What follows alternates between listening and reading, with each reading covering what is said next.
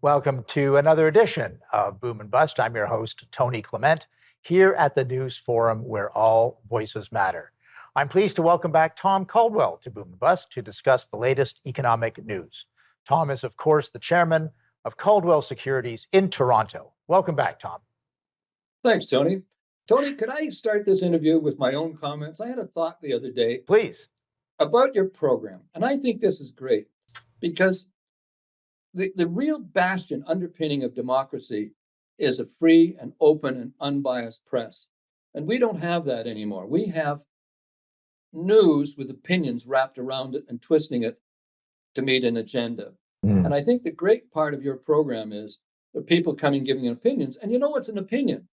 We're not pretending to be news. We're giving an interpretation of news. And I think that's really important because so much of what you get in the mainstream media is opinion disguising itself as news. So I want to give kudos to you. Anyway, I just thought I'd say that. Well, I appreciate that. We're, I guess, up to 380 episodes here at Boom and Bust, my particular program. So it's been going on for a long time. And you've been really there from the near beginning. So it's such an honor to have you continue to dispense your pearls of wisdom once a month on the program. So I'm glad to have you as a guest. You didn't use the word rants. So that Well, edit it how you ever want to do that. That's fine by me.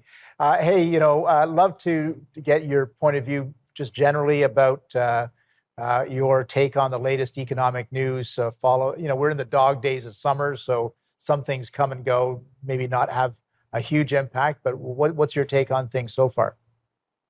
We've had a period right up until now where the underlying economies, and again, more the US than Canada, because Canada does have some real cracks in our economy, where the economies has been chugging away and doing reasonably well, which is causing, of course, the Feds, the central banks to continue to ratchet up interest rates. But what is happening here is you're starting to see cracks in the US economy. There's little bits of things slowing down.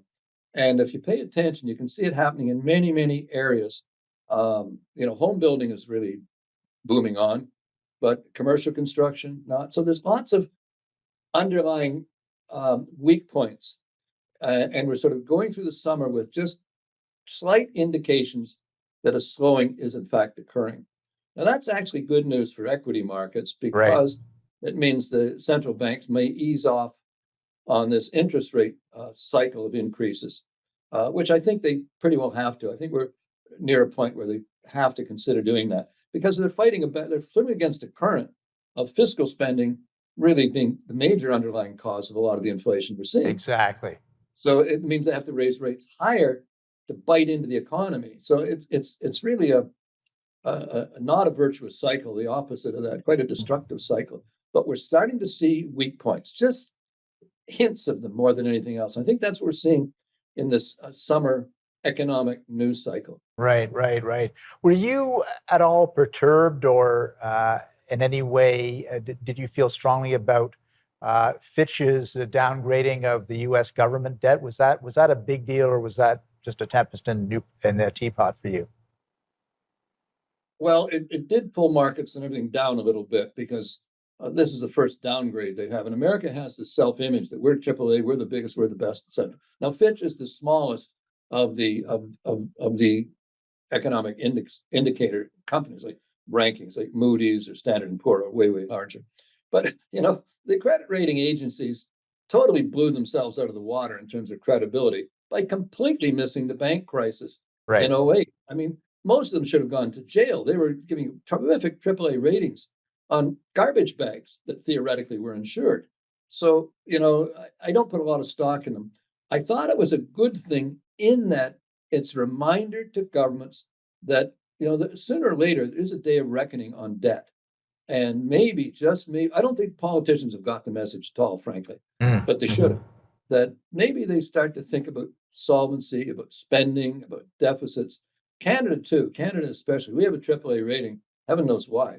But I don't think it's because they don't know we exist, frankly. Nobody's paying attention. Yeah. But I do think it was a good warning flag, but I'm not sure anybody got it. Yeah, and there was a lot of people that were disputing it and saying this is not reasonable. As you said, we're biggest economy, therefore, how could this possibly be accurate? But we'll see whether it's a harbinger or just an outlier, I guess, in the next few weeks and months. We're going to take a break, though, Tom. We'll be back after these messages. Please stay with us.